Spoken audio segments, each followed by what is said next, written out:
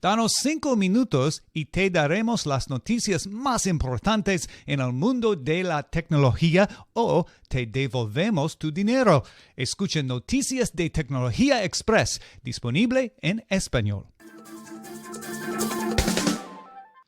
Coming up on DTNS, will Snap or Apple lead the way into the metaverse? Well, spoiler, it won't be Snapple. Plus, progress in combating bias in large language models, and what happened to AWS yesterday? This is the Daily Tech News for Wednesday, December 8th, 2021. In Los Angeles, I'm Tom Merritt. And from Studio Redwood, I'm Sarah Lane. In Salt Lake City, I'm Scott Johnson.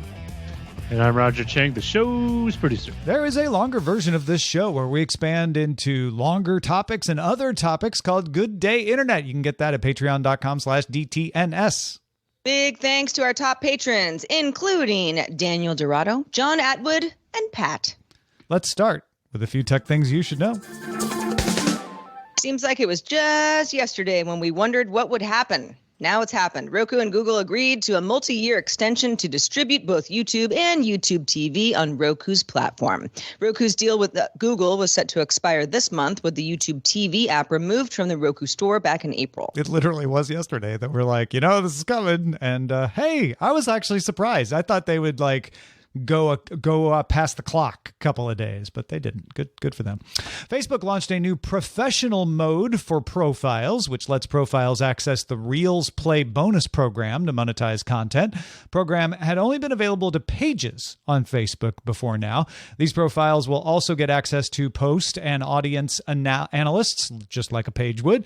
Professional mode will be invitation only at launch.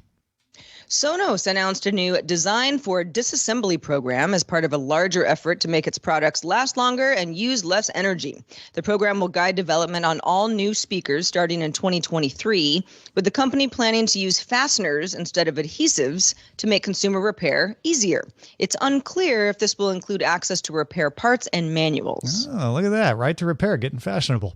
Twitter began testing a new system for users to report potentially policy-violating tweets. This system no longer asks which policy you think the tweet violates. Instead, it asks for general information about the tweet. The system will then suggest a rule that it might be breaking, with the user able to accept or deny that suggestion. Twitter hopes by analyzing this data, it can see which tweets fall into gray areas in its policies. The U.S. FAA has outlined flight restrictions to take place January 5th to mitigate potential interference from 5G service launching in a new part of the spectrum. U.S. carriers are launching 5G service in what's called the C-band, which the FAA worries could interfere with some systems used in poor weather landings like radalt, which shows how close the plane is to the ground. The new service and new restrictions were delayed from December to January 5th, while the telecoms and FAA work together on another mitigation strategy. The restrictions mean that some flights wouldn't be allowed to land in poor weather at certain airports near C-band 5G service. For more on this topic, see our episode of Know a Little More on 5G interference in airplane systems. All right, let's talk a little bit about the actual metaverse, who the companies are that might actually bring you something that you would call a metaverse instead of just talking about it. Analyst Ming-Chi Kuo, who has an excellent record on predicting what Apple will release, has released his latest guess at what's coming from Apple. He does think AirPods Pro will come Q4 next year. That would be the first updates to the Pro since 2019. They might look a little like the Beats Fit Pro. That's not part of the metaverse, though. Kuo also believes Apple will release a mixed reality headset in 2022, with production starting in Q4, and is already working on the follow-up device that would come out in 2024. The first version of an Apple mixed reality headset would reportedly weigh somewhere between 300 and 400 grams, which is a little bit lighter than the Quest 2, which weighs 500 grams. Of course, everybody's waiting for Apple to enter the metaverse with a device. And they're not wrong that when they do, it will boost things, as Apple does when it introduces a new product line. The conventional wisdom, though, that it's a race between Apple, Microsoft, which is now in collaboration with Samsung on a HoloLens. That's coming in 2024. You'll be able to get a Samsung Microsoft HoloLens at some point. Meta, of course, which won't shut up about it. Vuzix is another one that you may not have heard as much about. On the platform side, Roblox, Epic, Niantic is committed, and there's a handful of newcomers like Decentraland, for instance. But The Verge's Casey Newton, through his own platform newsletter, has an interesting look at Snap. not just Snapchat, but the company Snap, and how the company is slowly building a metaverse-ready approach without ever using that word. Newton notes that Snap is, quote, steadily improving its hardware every year and attracting developers by giving away that hardware while offering them ways to profit from it. So sure, you can laugh about spectacles, but spectacles have been slowly getting better and better, and more developers have been using them to be like, well, that's kind of a cool thing. Let me try that. Snap, in fact, has signed up 250,000 people to create more than 2.5 million augmented reality effects. More than 300 of those people have gotten 1 billion or more views on their Snapchat lenses, and Snapchat lenses are viewed 6 billion times a day. Now, granted, a lot of those lenses just, make it look like a rabbit or something, but slowly they're getting more augmented reality, like more practical. There's one that can identify plants or trees. There's one that's being used to pop up a 3D menu from a QR code, which shows pictures of the food available for order instead of just that flat page that won't quite load on your phone. It may be that Snap stealthily emerges on both the hardware and software side of things by engaging developers, as it's been doing now for years, and just slowly iterating the hardware until one day you're like, hey, that's actually pretty good. Yeah, it feels like they're closer to rubber meets the road to me. If I was to categorize what they're doing versus everybody else, I mean, they're categorized, or they're described in this article as sidestepping the word and sidestepping all of the hype around Metaverse, and are actually just working on their thing. And after reading through that, it occurs to me that they're doing practical stuff, which I think is good. I think that's actually really smart. It's fun to talk about these imaginary experiences you're going to have with all your virtual friends in virtual space doing virtual things. And a lot of the quote unquote metaverse will probably end up being like that. But will it look like that Zuckerberg presentation? I'm almost 100% sure that it won't look like that. And I know they're just doing examples and, showing whatever, and this is what you do for a presentation. But in practicality, what do I want? I would love to be able to look at a menu and have that menu pop up with images of that food, whether it be, beautiful 3D renders or otherwise, and let me sort of explore what I'm going to be ordering. Like that alone sounds more interesting than most of the sort of pie in the sky ideas you hear from everybody else. It does. I tend to forget that Snap is doing so much work behind the scenes because I'm not really much of a Snapchat user, but Snap has been so much more than Snapchat for many years now. I had a friend who worked there, and I the first iteration of spectacles, I was kind of like, I wonder where this is going to go. It was pretty interesting. I actually lived right down the street from the Snap headquarters at the time, so it felt a little bit bigger, and I think it's just because of my proximity, my physical proximity to a lot of people who worked there. But ever since then, I've sort of wondered, they keep making new versions of spectacles, and it gets press, and then no one seems to wear them that I know of. And then I never hear about it again until the next version. In fact, the latest version of spectacles just got a write-up.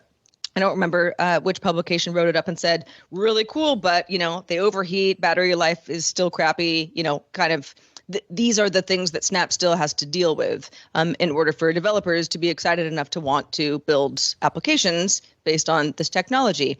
But yeah, it's sort of it's a little bit of a sleeper wave. Yeah, and I think Snap is fine with that. They're like, yeah, we don't expect yet to have huge uptake out there in the world. What we do want is people making 250,000 people creating 2.5 million AR effects. We want to see that number go up. And every iteration in our hardware hopefully helps because, 30-minute battery life, not good for a consumer, maybe good enough for a developer who's just trying something out, just wants to experiment. Jahandar in our chat room points out that isn't the Quest 2 a significant step towards the metaverse? And I would argue, yes, Jahandar, you're absolutely right. That said, whenever Apple does something, it doesn't matter what's legitimate. I mean, the Ray-Ban Wayfarers are a legitimate step towards the metaverse as much as anything else. But there's just something about Apple. When Apple does it, everyone pays attention, for good or ill. You can rail against why do people do it? It's just a fact that people will. And if Apple comes out with a product, there are sober comparisons that we will make to like, well, how does this compare to the Wayfarer? How does it compare to the Quest 2 if and when it comes out? But there will also be people who decide, oh, well, Apple has done it. Now it's here. And it's like a self-fulfilling prophecy. And it will cause things to snowball when they do it. Fitness Plus. Hear you me. Fitness Plus. Once that AR headset comes out is going to be a whole different thing. You heard it here first, folks. Sarah made I won't care about your watches anymore. Well, let's move over to Amazon, who has no such headset. Maybe they do in the works. Who knows? Amazon launched the Alexa Together subscription, available for $19.99 a month or $199 a year. It's an expansion on Amazon's existing product, Alexa Care Hub, and packages. This was the product Amazon announced earlier this year that helps elderly or special needs family members who are living on their own with things like an emergency helpline, fall detection response, and remote assist for settings, that sort of thing. Here's an example, okay? We got an elderly person call for help. If they need emergency assistance, a trained agent on the other end can dispatch the police, the fire department on the or the ambulance into their location. Then the system can tap into third-party devices from Assistive Technology Services, ATS, or VEYER. VEYER Care is a wall-mounted sensor that can note when a person has fallen or a fall has happened. Sky Angel Care by ATS is a fall detection pendant that aging customers can wear around their neck. Remote Assist lets family members manage settings on the elderly member's device, like their Echo or what have you, like adding reminders or contacts or calls or for calls and messages, managing shopping lists, linking to music services, that kind of thing. The activity feed will send alerts to family members when, say, Uncle Bob, I have an Uncle Bob, he might be in this situation, has had his first interaction with the connected smart home device, which doesn't necessarily mean everything is okay, but it will also send alerts if there has been no activity. If we haven't heard from Bob in a couple of months, this would be maybe days. Maybe days or weeks, I should say. I don't want to say months. Why did I say months? I love my Uncle Bob. I'm sure he's fine. Anyway, Amazon's offering a 6-month free trial, and existing Care Hub customers will get a free year of Alexa Together starting now until December 7th, 2022.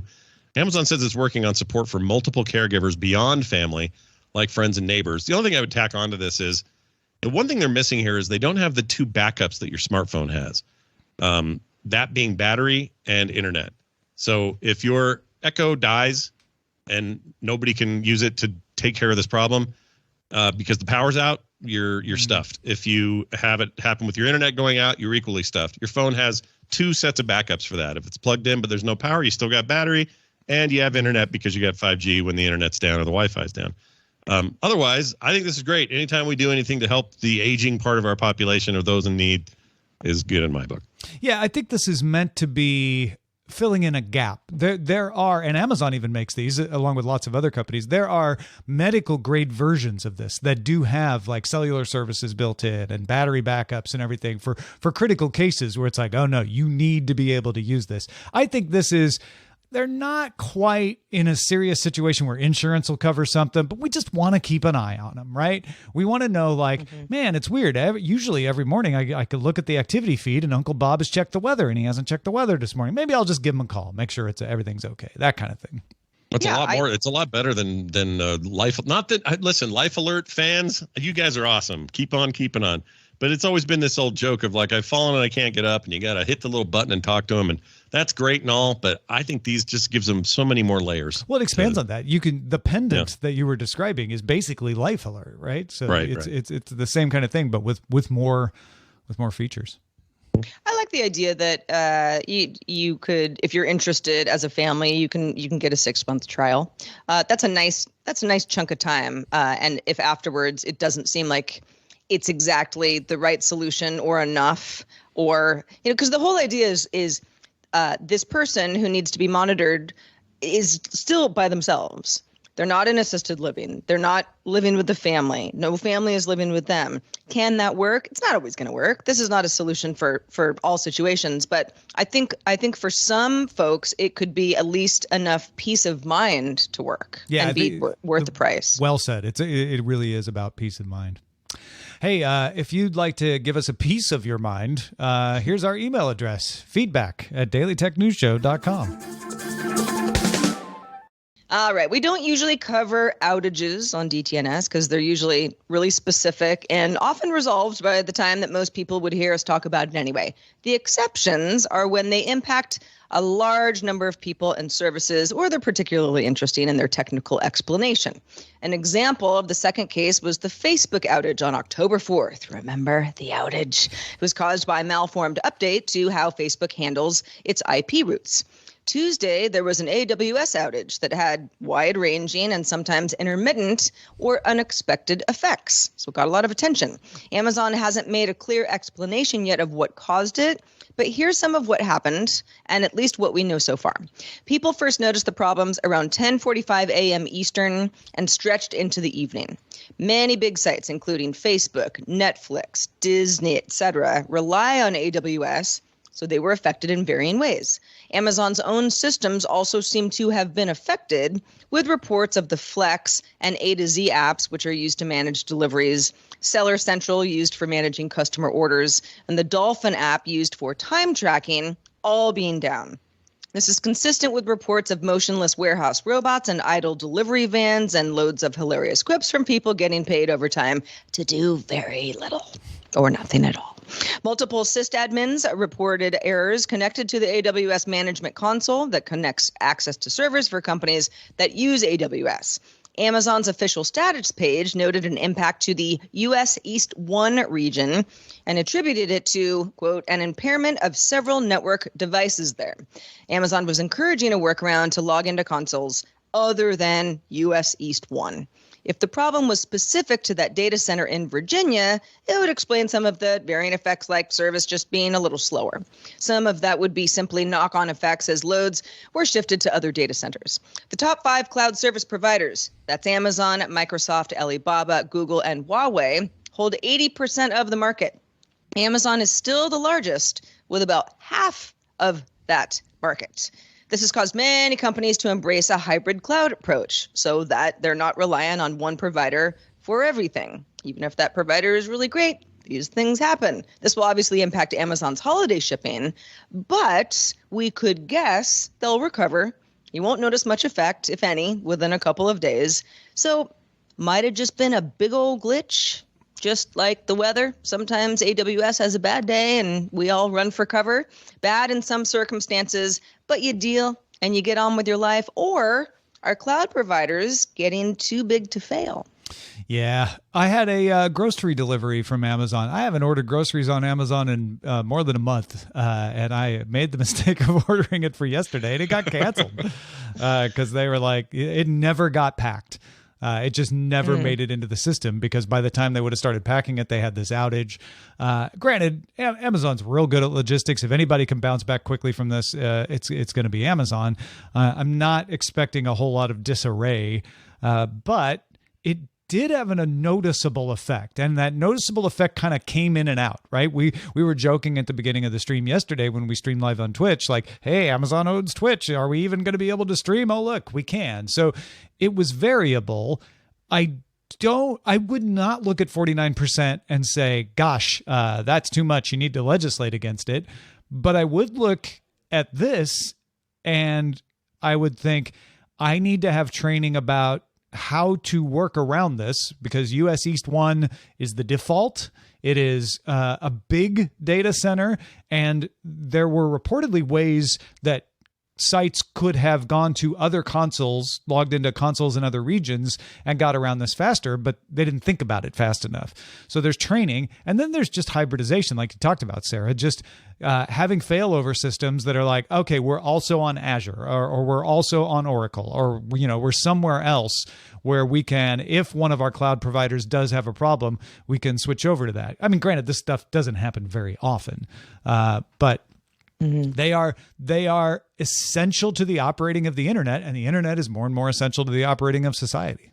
Yeah, you're basically just, it's the age old too many eggs in one basket, and the logic says that there has to be some way of getting around this, or we got to work on better ways of doing it. Maybe it's multiple providers. A lot of us in the sort of broadcasting world on the internet, we have a couple of ISPs for the same reason. We can't rely on one to always be up, and there's always a backup in case. It's redundancy, which is funny and ironic because the AWS its entire design is redundancy. It's all about having not worrying about a centralized space for your stuff. It's all virtualized. Yeah. And the fact that that's true up until you hit the ceiling of we are AWS and can't go any further than that for any other kind of redundancy is starting to show more than ever. So yeah, you can't, you can go ahead and stuff, 15 people in the same car and hope it gets to Vegas, but I don't know. I'd like a backup truck or a van, please.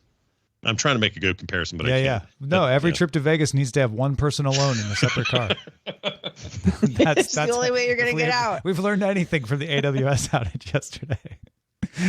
No, I get where you're going with that. Like, yeah, it's not all your eggs in one basket, not all your people in one car, etc. Right.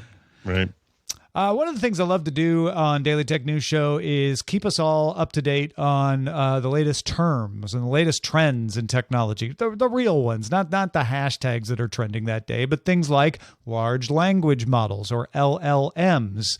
That is the word for the kind of system that OpenAI's GPT-3 is. They are used frequently now for everything from improving Google search results to powering Naver's shopping recommendations, a whole lot of other stuff.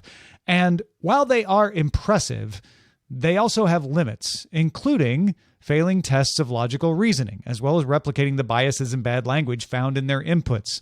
It's one thing to do some predictive text and you can decide whether you want to follow or not. It's another thing to say, let's have the LLM write the news, and it starts making things up because it fits the syntax, but it doesn't do any fact checking. Well, Alphabet's DeepMind published 3 papers on the topic this week.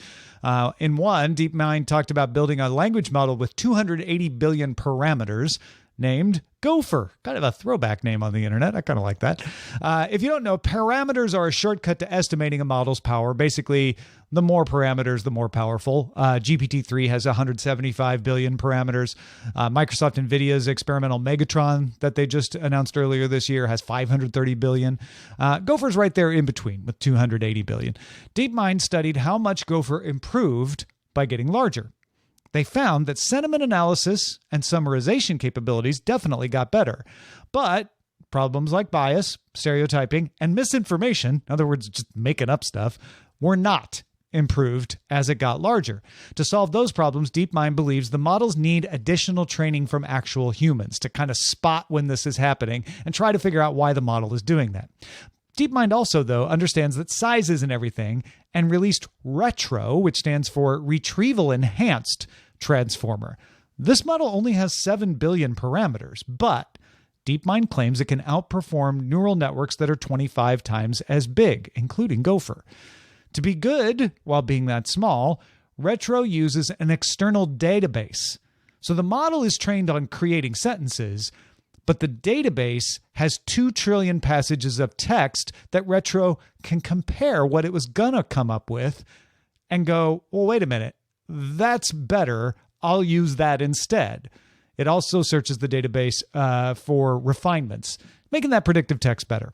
A lookup system like that is not new. It's been done with other kinds of models, but it's new to LLMs. DeepMind says Retro matched Gopher on most tasks, even though it was so much smaller in parameters. And DeepMind believes it might be easier to eliminate bias from Retro because you can just go into the database and take it out when you find it, rather than having to retrain the model and try to figure out why it came up with it. Because it's smaller, right? You have more control over it's that not overall database. It's because the database is separate, right? It's smaller because it's not trying to come up with every single word. It can draw on the database the way we look things up on Google, right? Mm-hmm. We look up something up on Google to be like, how do you spell that? How do you say that? What's the fact? And that's what it's doing. It's 7 billion parameters, only kind of tell it how to construct sentences. It can then go to the database to be like, okay, that's what I was trying to say. Let me use that, just like we do. Yeah. And now we can use Gopher in its proper context and not as the old search engine that we used to use in the early 90s. So there you go. I mean, I did Gopher. Gopher, though. I did too. It was all right. And on Love. At the time. Well, I don't know when anybody bought a cool pair of sneaks lately, but let's say you're a bit of a sneakerhead or you just finding some sneakers on eBay, right? You think they might be worth buying. They look really cool. They're kind of retro. They're hard to get. You want to make sure they're totally right, though. eBay wants to help with a new app called eBay 3D True View, created in partnership with game engine developer Unity. 3D True View lets a potential buyer with, some money rotate the image around at all angles, all 360, also zoom in, so you get a pretty realistic idea of what you're buying. In order to produce the effect, a seller first gets walked through scanning the sneakers with a mobile device, taking video from multiple angles, then it kind of gets stitched together, and then eBay says it's processing that data with AI. It doesn't really elaborate on that, but AI in some form, to create a photorealistic 3D image of the item. And then the interested buyer can view it in eBay's Android or iOS app. So you, as a buyer, you don't actually need this eBay 3D True View app. That's for the seller to use to make this effect. Then you just need the eBay mobile app in order to view it. If this sounds familiar to you, popular reseller StockX also has a 3D viewer. It lets you rotate shoes in 3D, but only on one plane. So this is a little bit cooler than that. For now, only select sneaker sellers are going to get access to the new eBay feature that's starting this month, although the company says it plans for a wider rollout next year. I know there's a couple sneakerheads out there in the audience, and one of you or two of you are very, very excited about the fact that you get a closer look with this stuff using the Unity engine, Scott. That's awesome. I was just going to say, and this kind of goes with our AR, mixed reality stuff conversation earlier, and why Snap seems to have a little bit of a side advantage. These kinds of things are what are interesting and practical to me, and I want it to extend to everything, not just shoes. Let me zoom in, high resolution, sort of get real nitpicky about the details on a car, on anything you can think of, any object, and letting me pinch and zoom around that space, even if it's on phones and tablets for now. That's awesome. So I'm actually all for this. Like, there's nothing new in terms of like, a 3D version of a thing I might buy. The difference here is fidelity, and you can really get in there to the nitty gritty. And sneakerheads are the perfect place for this because they love that stuff. Where's the stitching? How does the pattern end? What's going on the back of the shoe? Let me see the tread again. Let me get real close. This is a perfect place for it, and I think it extends to all kinds of products. And that's how Metaverse shops can work. You can have a Metaverse shop for sneakers where you buy physical sneakers that'll get shipped to you, but you can buy them in a virtual world because this is laying the groundwork for I will have all the details about what that sneaker will look like before I right. And tiny little side note, Unity engine is known for its scalability, and I mean actual like scaling technology, where you're dealing with textures that go from really small to really big and having to sort of work through that process. Unity is an excellent engine for that, so I think that's also the right path to be on. You know what else is excellent are the people who email us things that land in our mailbag. Indeed. KV from dark and chilly Maryland. Oh. Sorry, KV. I hope you turn a light on or something. KV says, following up on the discussion about the fashion trend to go with wired headphones. Yeah, we talked about this yesterday. KV says, as a wireless Pixel Buds user, I've found myself gradually reverting back to wired or BT Buds with a connecting wire, but it was less for fashion and more for function. I've regularly encountered situations where I've had to temporarily remove one or both earbuds, talking to retail or service staff, or listening for announcements, or where I'm going to drive. Wires feel convenient. I can pop off a bud, hangs off my neck and shoulders securely. In the same scenarios with wireless buds, I'm awkwardly using a hand to hold them or keep popping the buds back in and out of the case pocket, hoping I don't drop them and lose them in the process. I don't know if anybody else has this issue or if they have more elegant ways to handle those situations with wireless buds. Yeah, I mean, the idea is you're just supposed to leave them in, but it seems kind of rude because they're not totally invisible. And also, like on an airplane, I have a hard time hearing sometimes if I just have them in, even if there's no audio playing through them. So I have a hard time hearing anything, and even my jobbers have kind of like, well, it's noise canceling as much as in-ear earbuds can have. But even I toggle that off when I'm out on a jog because I want to hear the world around me. And even so, it's like, I mean, they're in my ears. I can't hear it very well. We also got an email from Doctor who wrote, I wanted to chime in as a teacher with a plethora of students who play Roblox. When you mentioned Roblox saying experiences instead of games, it made me realize that the language does not transfer to kids. Very often I have a kid saying there's this game in Roblox, and I cannot recall one saying there's this experience in Roblox. If I were making the decision on what's a game versus not a game, I'd go with what the masses call it. It's also 100% games. I mean, I'm sorry. Roblox can say whatever they want. That is the most dumb PR speak I've ever heard.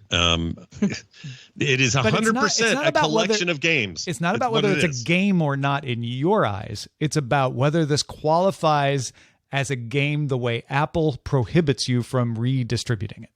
That's true, I guess. I mean, every game's an experience, but is every experience a game? We can get into the philosophical discussion about all of that, but having spent enough time around Roblox to try to understand it and see the appeal, that's 100% games wall to wall. That's all it is, everywhere.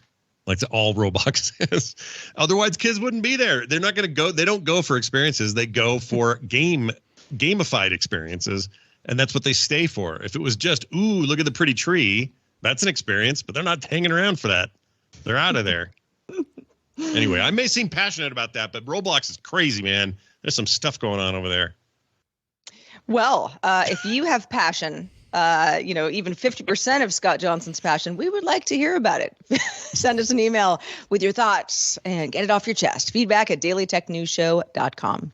We also want to thank a few brand new bosses: Tyler Latour, Adam Burke, Evan Holguin, all just started backing us on Patreon. Thank you, Tyler. Thank you, Adam. And thank you, Evan. Yay! You guys are the best. No, seriously, I'm kind of shocked that we're on this big run with new bosses. Keep them coming. If you've been on the outside looking in, and you got some new Patreon merch in there, this is the time. This is the time. We want to thank you. We also want to thank Scott Johnson. It's Wednesday. It's Scott Day, and it's been fun as usual. Scott, what have you been up to? Well, here on National Scott Day, we like to remind folks that they want to find more of my stuff. They can. It's super easy. Assuming AWS doesn't crap out on it, you can go find me at frogpants.com. All the shows, the artwork, everything I'm up to is there. And if you're looking to find me in a more personal way, you can find me on Twitter. Find me at Scott Johnson. Excellent. Well, you can find us live Monday through Friday at 4:30 p.m. Eastern, 21:30 UTC. Find out more at dailytechnewsshow.com/live. We'd love to have you join us live if you can. We'll be back tomorrow doing it all again with Justin Rabia. Talk to you then.